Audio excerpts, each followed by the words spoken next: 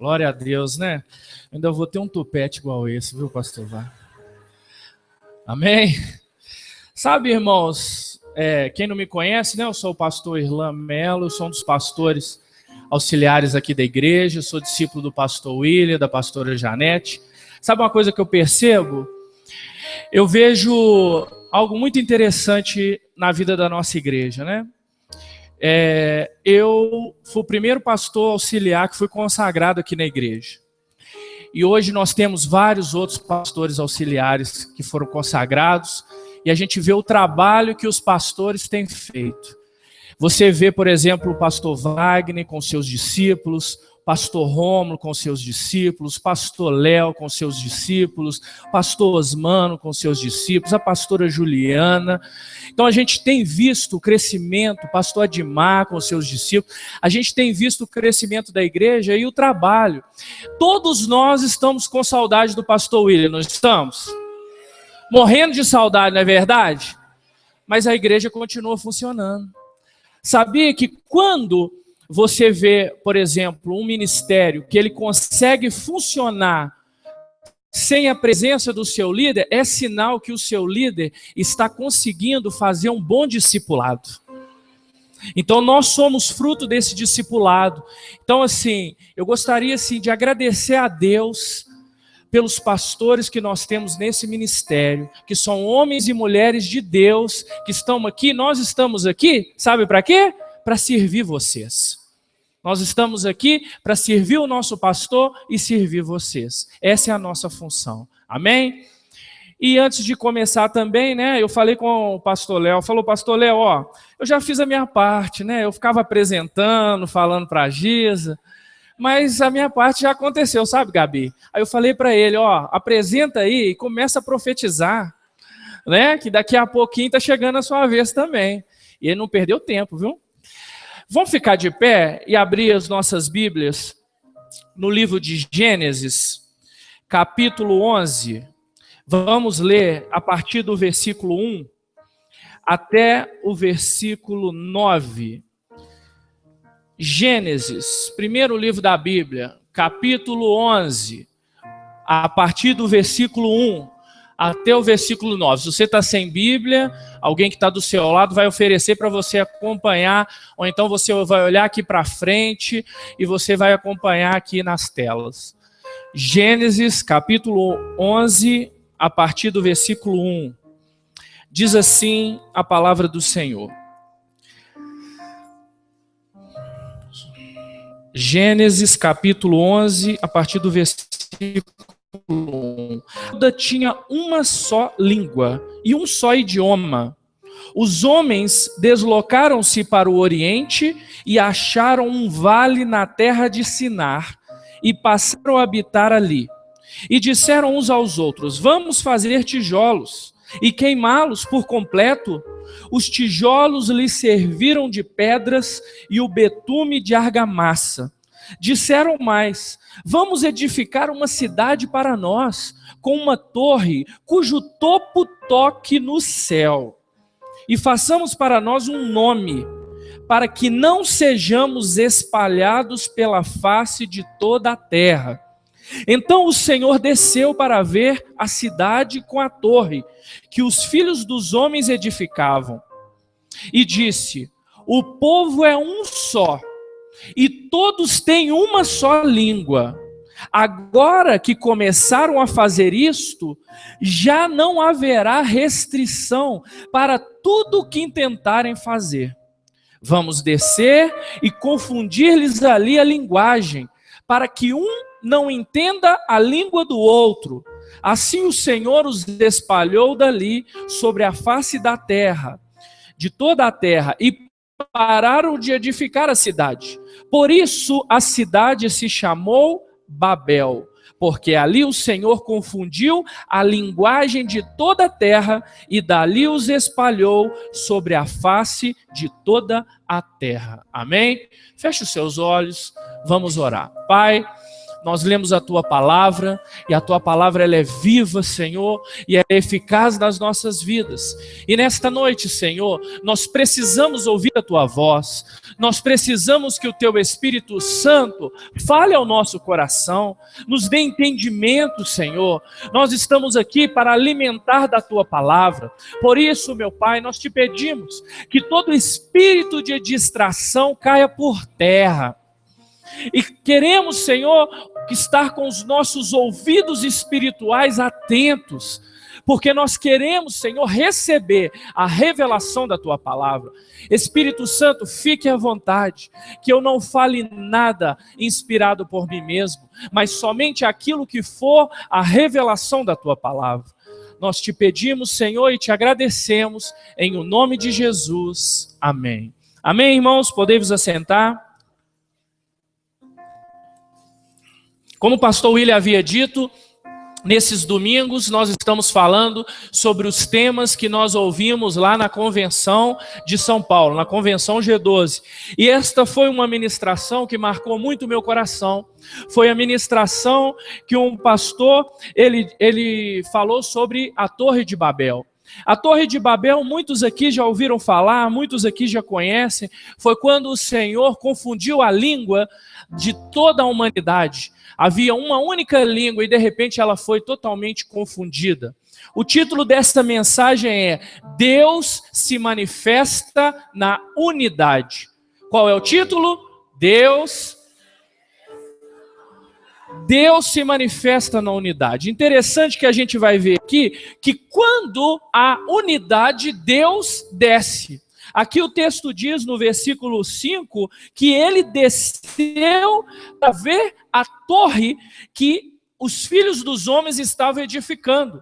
Quando há unidade, ele atua, ele desce, não somente para as coisas boas, mas também para as coisas erradas. Deus também viu que havia uma unidade no povo, e aí ele desceu e se manifestou. Nós temos outras situações na Bíblia onde o povo tinha uma unidade, e aí Deus se manifestou. Qual é o caso no Novo Testamento que as pessoas tinham uma unidade e Deus se manifestou? No Pentecostes. No Pentecostes, a igreja estava unida num só propósito, num só objetivo, e por causa disso Deus se manifestou. Pastor, agora eu estou entendendo porque esta camisa está escrito somos um. Porque Deus está se manifestando no nosso meio por conta da nossa unidade. Imagina uma situação de crise no mundo, imagina uma situação onde as pessoas estão desfazendo das coisas, enquanto isso nós estamos num projeto chamado Projeto 300, onde nós estamos mudando a nossa realidade. Mas para isso nós precisamos fazer como o pastor Léo pediu para que nós falássemos que somos um. Nós precisamos ter um mesmo propósito, porque se eu tenho um mesmo propósito, mas a pessoa que está do meu lado não tem o mesmo propósito, não vai funcionar. Nós precisamos andar não em jugo desigual. Às vezes, as pessoas que estão caminhando com você não têm o mesmo propósito. Aí Deus não vai se manifestar. Interessante que se você perceber, por exemplo, no versículo 4, o povo estava dizendo que eles iam construir uma torre, para que essa torre tocasse no céu. É claro, irmãos, que qualquer tipo de artifício humano que eles fossem fazer, eles não iam conseguir tocar no céu, mas eles tinham essa intenção. E Deus também, o mais importante para Deus é a intenção. Quando você tem uma intenção que agrada a Deus, Ele vai te honrar. Mas se a sua intenção for contrária à vontade de Deus, Ele não vai te abençoar. Até se as suas ações estiverem demonstrando algo diferente. Como assim, pastor? Eu faço algo, mas no meu coração, eu não estou fazendo porque eu quero. Eu estou fazendo porque o que as outras pessoas vão pensar de mim? Eu estou fazendo porque, será que o meu líder vai ficar chateado? Não é do meu coração, mas Deus julga a intenção dos nossos corações. Ele mede a intenção dos nossos corações. Ele avalia para cada um de nós, ele olha para cada um de nós e ele percebe se nós, de fato, estamos servindo a ele de coração ou fazendo uma troca. Veja, por exemplo, no caso de Abraão. Abraão, Deus o pediu o seu único filho, a quem ele amava. Deus sabia que ele estaria disposto a entregar, mas talvez Abraão não sabia.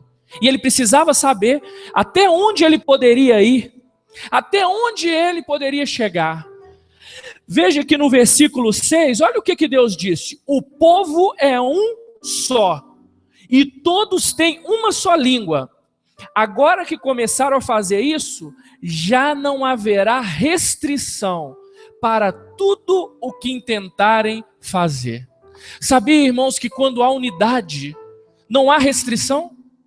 Quando há unidade, não tem nada que possa ser impossível. Porque quando todo mundo trabalha junto, a gente consegue adquirir e chegar nos nossos objetivos. Mas precisa ter unidade. As formigas, elas conseguem tudo que elas querem. Sabe por quê? Elas trabalham juntas. Elas chegam num lugar e dominam. Tira todo mundo de lá. Sabe por quê? Porque elas estão sempre juntas. Elas trabalham na unidade. E quando há unidade, Deus também, ele opera. Ele age. Quando nós temos unidade. Agora, nesse ponto aqui da Torre de Babel, esse povo, ele tinha uma intenção. Qual que era a intenção? Eles queriam fazer um nome. Eles queriam se engrandecer. Eles queriam que o seu nome estivesse na frente de tudo. E algo que a gente precisa entender é que tudo que nós fazemos precisa ser para glorificar a Deus. Quando nós fazemos algo para a nossa glória, para a nossa honra, o que vai acontecer? Não vai dar certo. Não vai dar. Aqui, quando Deus percebeu isso, o que aconteceu? Ele trouxe confusão ao povo. E aí você precisa prestar atenção em algo, sabe em quê? Tudo aquilo que rouba a glória de Deus traz confusão. Se você está fazendo algo e supostamente é para Deus, mas está tendo confusão, é porque não era para Deus. Tudo aquilo que nós fazemos que rouba a glória de Deus traz confusão. Olha o que o versículo 7 diz: vamos descer e confundir-lhes ali a linguagem, para que um não entenda a língua do outro.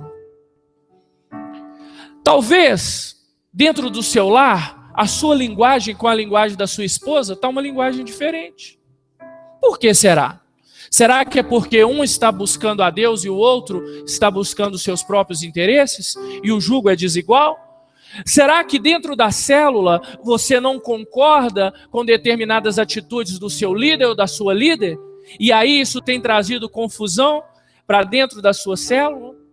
Porque algo interessante que sempre que Deus quer fazer algo nas nossas vidas, Ele nos desafia para mudar. Ele nos desafia para que nós possamos nos atrever a mudar. E aqui, nesse momento aqui, o povo queria fazer algo por sua conta própria, independentemente daquilo que Deus ia pensar. Ele queria agir de uma forma. Abra comigo em Deuteronômio, capítulo 8, versículo 3. Deuteronômio, um pouquinho para frente de Gênesis, capítulo 8, a partir do versículo 2. Olha que interessante. E te lembrarás de todo o caminho pelo qual o Senhor teu Deus tem te conduzido durante estes 40 anos no deserto, a fim de te humilhar e de te provar, para saber o que estava no teu coração, se guardarias ou não. Sim, ele te humilhou, te deixou ter fome e te sustentou com o maná, que nem tu nem teus pais conheciam, para que entendesses que o homem não vive só de pão, mas de tudo que sai da boca do Senhor, disso vive o homem. Eu te pergunto nessa noite, meu irmão e minha irmã, será que você tem vivido daquilo que sai da boca do Senhor? Ou você tem vivido daquilo que sai da sua própria boca? Ou da boca das outras pessoas? Será que Deus já te disse para tomar uma decisão, para agir de determinada forma e você está esperando em algo? A obediência, quando ela não é imediata, ela é desobediência. Quando você não obedece imediatamente, isso não é obediência. Pastor, mas eu pensei um pouco e depois eu decidi. Isso é conveniência. Obediência é quando você toma uma atitude imediata. Deus te falou, você faz. Deus falou para Abraão, dá seu filho. Ele não ficou discutindo com Deus. Ele foi lá e levou. E Deus deu a vitória para ele. Deus falou para Abraão, sai da tua terra, da tua parentela. E ele saiu, abandonou tudo. Talvez Deus está te falando essa noite, meu irmão, volta para a casa do Pai. E seu coração está batendo forte. E você está esperando o quê? Talvez você já caminhou por muitos caminhos, já andou e já percebeu que lá no mundo, como a Bíblia diz, você tem muitas aflições. Mas o próprio Senhor Jesus diz, mas tem de bom ânimo, eu venci o mundo. E eu vou continuar caminhando. De que forma? Quando nós obedecemos porque entendemos, isso é algo que é conveniente. Nós precisamos dar passos de fé em direção à vontade do Senhor. Mas para isso, eu e você precisamos romper o nosso orgulho. O que é o orgulho? O orgulho te afasta de Deus. O orgulho te faz achar que você é melhor que as outras pessoas. O orgulho te impede de dar uma caminhada. Ah, mas se eu for lá, o que as pessoas vão achar? Ah, mas eu já fiz tanta piada com crente. Se eu me tornar um crente, todo mundo vai me zoar também. Orgulho. E às vezes a gente deixa que o orgulho entre no nosso coração. E quando nós permitimos que o orgulho entre no nosso coração, sabe o que acontece? Você não consegue escutar mais. Você já sabe de tudo. Não, isso que você está falando, tia Ju, já sei, não precisa me falar não. Já ouvi isso muitas vezes. Ah, essa passagem da Bíblia, já preguei isso muitas vezes. E aí eu deixo de ser uma pessoa ensinável. Eu deixo de ser ensinável. Eu paro de escutar, não aceito mais nada. Eu sempre tenho uma justificativa para que no final eu tenha razão. Quando você quer fazer alguma coisa, meu irmão e minha irmã, você vai arrumar um jeito de conseguir fazer. Sabia? Mas quando você não quer fazer uma coisa, você vai arrumar uma desculpa para você não fazer. Por quê? Porque nós somos movidos a isso, às nossas vontades. E se eu quero de fato uma transformação na minha vida, eu estou caminhando para este lado. Se eu quero uma mudança, eu tenho que virar, eu tenho que mudar. Se eu continuar andando para lá, as coisas não vão ser mudadas na minha vida. Eu preciso de uma transformação. Mas a pessoa que é orgulhosa, ela não aceita. A gente precisa ter humildade. Humildade de receber a palavra do Senhor como ela é, de cumprir aquilo que o Senhor Jesus tem deixado para cada um de nós. Quando nós somos orgulhosos, nós trazemos conflitos para as nossas vidas. Conflito dentro do nosso lar, conflito no trabalho, conflito na célula, conflito em todos os ambientes, lá na escola. Sempre eu estou em conflito. Então, pastor, como é que eu faço? Como é que eu faço? Olha, a primeira coisa que você precisa fazer é escutar. Escutar a palavra de Deus. Talvez nessa noite você tenha escutado muitas pessoas. Seu colega de trabalho, seu vizinho, seu pai, sua mãe, que está falando coisas para você que você já experimentou e não deu certo. Será que não chegou a hora de você dar crédito à palavra de Deus? Será que não chegou o momento de você abrir o seu coração e se entregar para aquilo que o Senhor quer fazer na sua vida? Dá crédito. A Bíblia diz que a fé, ela vem pelo ouvir. E ouvir o quê? A palavra de Deus. Eu preciso dar crédito à palavra de Deus. Ou segundo passo, eu preciso retirar as coisas que estão ocultas no meu coração. Preciso abrir o meu coração. Sabe por quê, irmãos? Quando você confessa o pecado, aí ele perde o brilho e a força. Ele não te aprisiona mais. É como, por exemplo, você tem uma pessoa que você tem uma rixa com ela e você não consegue conversar com ela e você não perdoa essa pessoa. Todas as vezes que você encontra com essa pessoa, sabe o que acontece? Você muda o seu comportamento. É como se você tivesse aprisionado. Mas se um dia você chega nessa pessoa e diz: eu quero te pedir perdão, mesmo você não estando errado, é como se aquela força acabasse. Era um ponto final. Então eu preciso confessar. A Bíblia diz que aquele que confessa o seu pecado e deixa, alcança misericórdia. Talvez o que você precisa essa noite é a misericórdia do Senhor. Deixar Deus entrar no seu coração de verdade. Transformar a sua história. Morrer para o mundo e viver para Deus. Não é isso que é a música? E a gente precisa fazer isso. Abrir o nosso coração. Tirar o pecado, deixar ele na luz. Porque quando ele fica na luz, sabe o que acontece? Acabou. Eu não tenho mais nada a esconder. E aí eu posso ser livre disso. Agora, o terceiro passo é você ser livre. Sabe o que é religiosidade? É você ficar vivendo cheio de métodos. Como assim, pastor? Ó, eu só sento nessa cadeira. E quando eu sento, eu preciso orar durante 5 minutos. Porque se eu orar 4 minutos e meio, Deus vai me amaldiçoar. E outra coisa, se o irmão fulano não sentar do meu lado, não é a mesma coisa. Quando eu chego na igreja, eu preciso sentir aquele arrepio gostoso. Aí eu sei que o Espírito Santo está aqui agindo. Se não aconteceu, não é de Deus. Ou então, eu preciso agir somente dessa maneira. O tempo todo, como se fosse um método. Irmãos, Deus age da forma que Ele quer. Ele pode o que Ele quer. Quem um dia imaginou, por exemplo, que um cego seria curado por uma pessoa cuspindo no lodo e colocando isso na mão e colocando no olho, foi curado? Não era melhor ter falado se ser curado? Deus age do jeito que Ele quer. Ele pode transformar a sua realidade hoje, basta que você queira. Amém? Aleluia!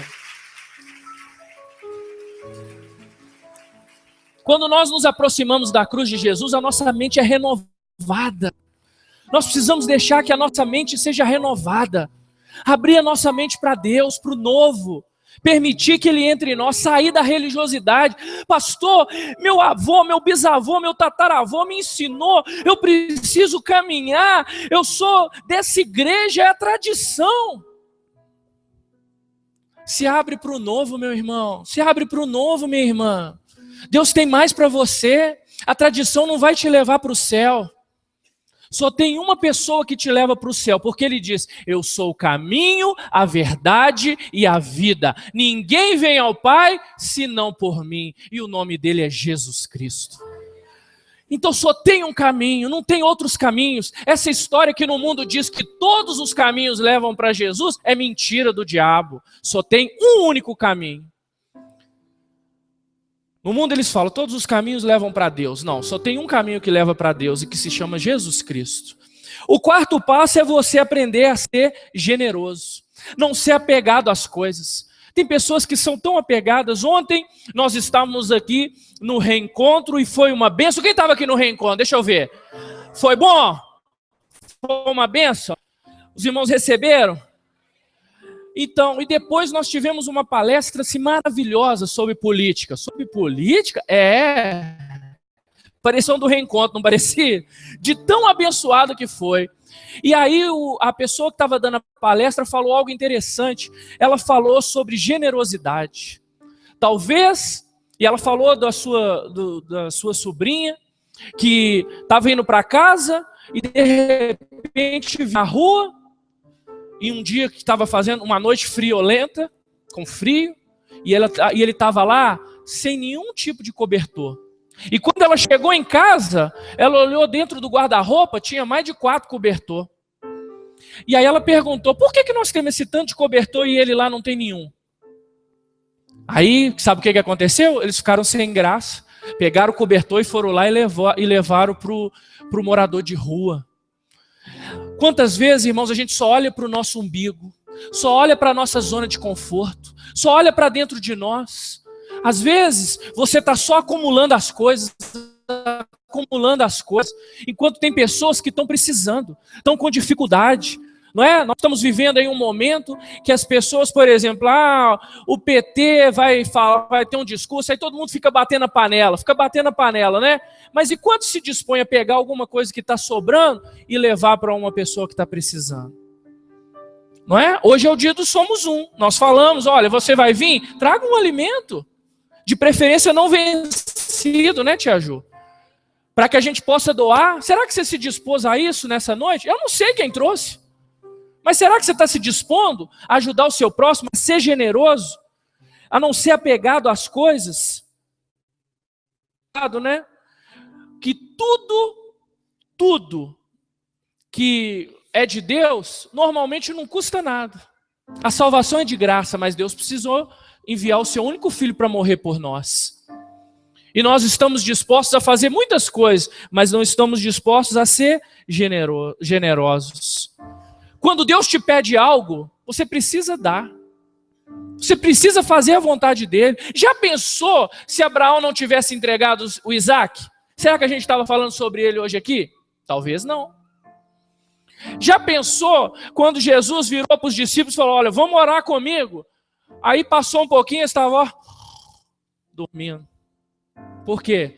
Porque não se dispuseram a caminhar com Jesus. Quando Deus nos pede algo, nós precisamos fazer. Isso é ser generoso. E por último, nós precisamos romper com o conformismo. Sabe o que é conformismo? É você pensar assim, não tem jeito. Não vai dar certo. Eu já tentei isso. Está muito difícil. É a crise, né?